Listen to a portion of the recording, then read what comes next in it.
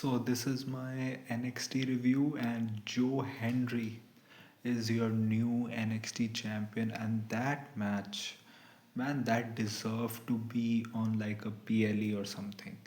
First, that interesting fact that the commentators mentioned that this is the first ladder match for the NXT championship that is happening after 11 years, because there have been other ladder matches like the one happening for the North American championship and all, but for specifically the NXT championship, it is the first time in 11 years. And that also shows that for a lot of years, like when you had stipulation matches, that used to be very rare in the early black and gold days. Maybe not in the later days, but it used to be very rare. Like you didn't see gimmick matches or like no holds barred matches at all. Another thing, everyone shined in that match, be it Ricky Saints being the wily heel that he is, Jackson Drake of the Vanity Projects also looked like a good young prospect. Then Shiloh Hill is Shiloh Hill, he's fun. Keanu Carver had a great showing, him throwing Sean Legacy through that fucking door frame.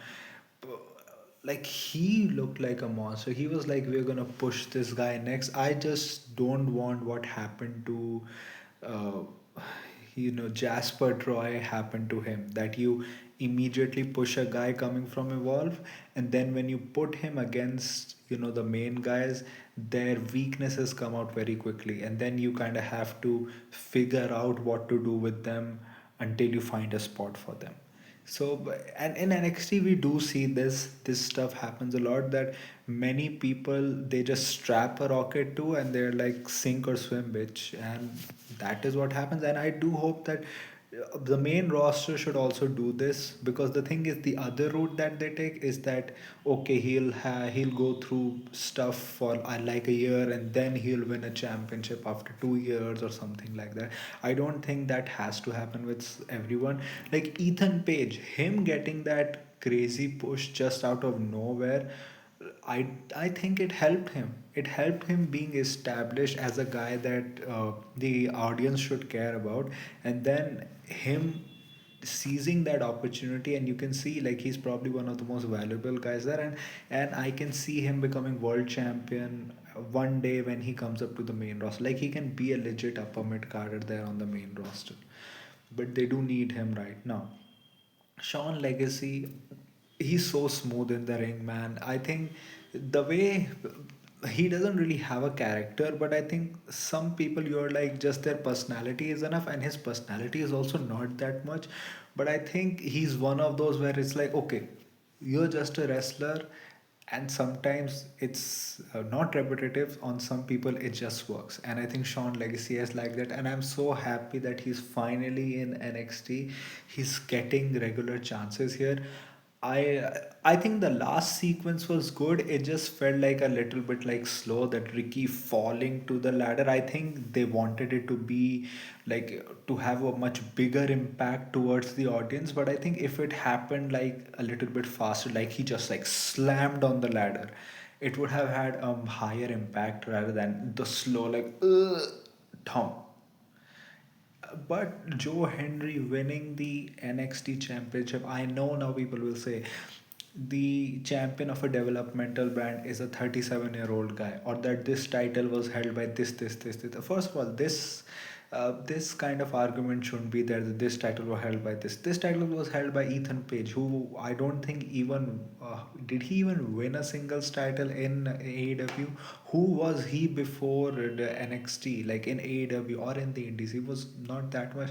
Trick Williams, of course, he had charisma, but we were criticizing him about the quality of wrestling that he has done. So it's not like every NXT champion is someone who has a lot of credentials that they become. And there have been old champions as well. Like Finn was an old champion, Samoa Joe was old, Shinsuke Nakamura was old. So yeah, so Adam Cole was old. I think who was Kyle O'Reilly NXT champion? I don't remember, but these guys are old, so I don't think that's a good argument. And I think I understand it because you're a brand who has lost so much talent. Right now, you need more eyeballs. You need.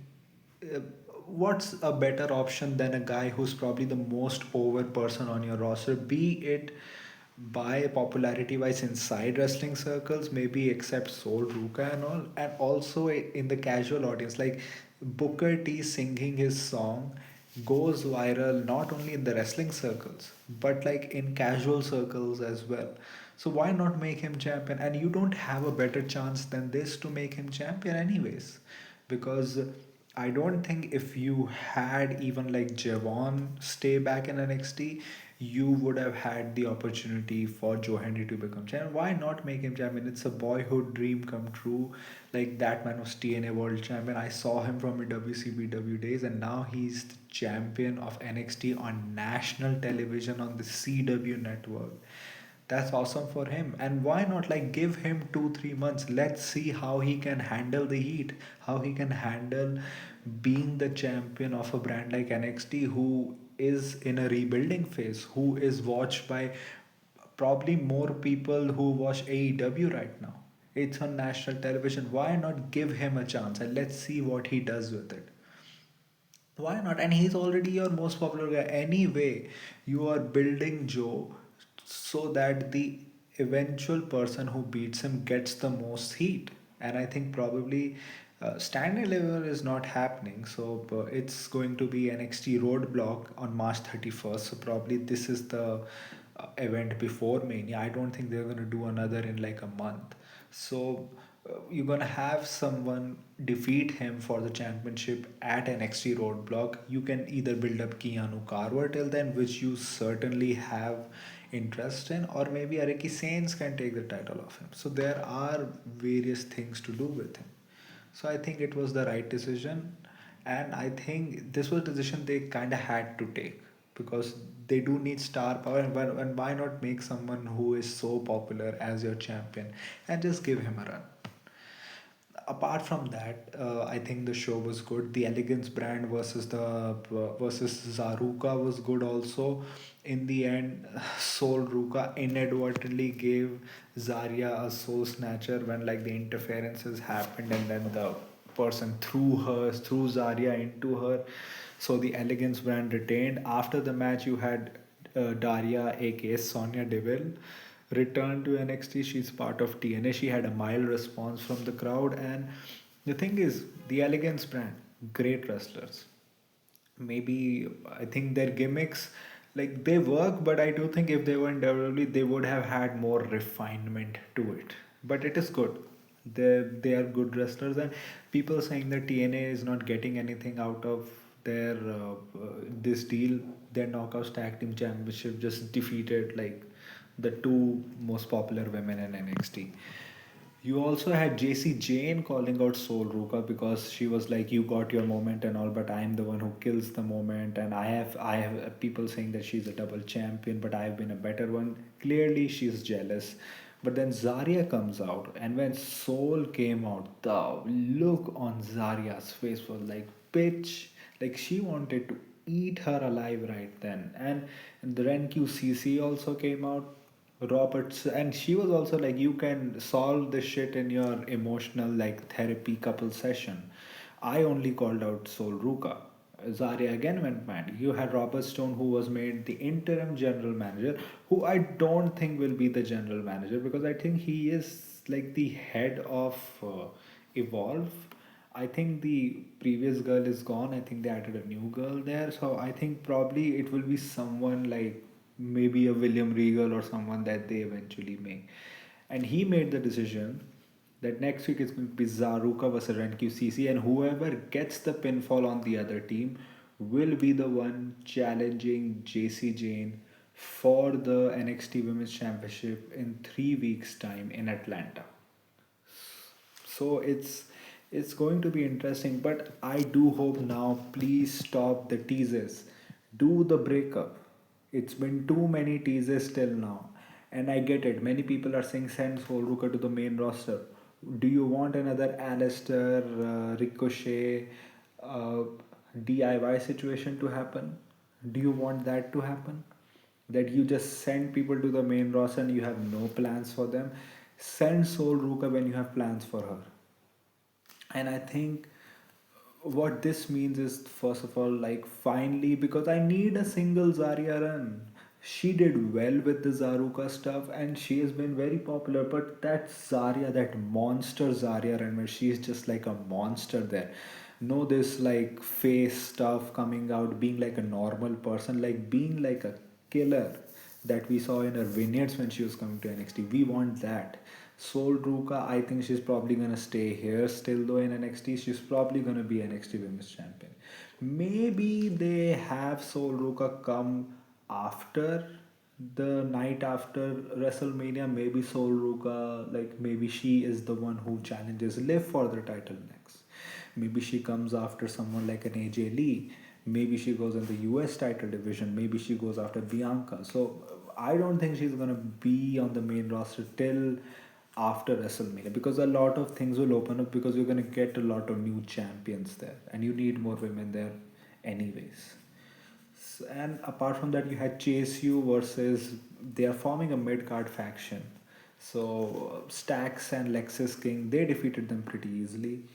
One thing I have to say, that the NXT crowds do give a lot of leeway to the wrestlers, that they give them the chance to get over.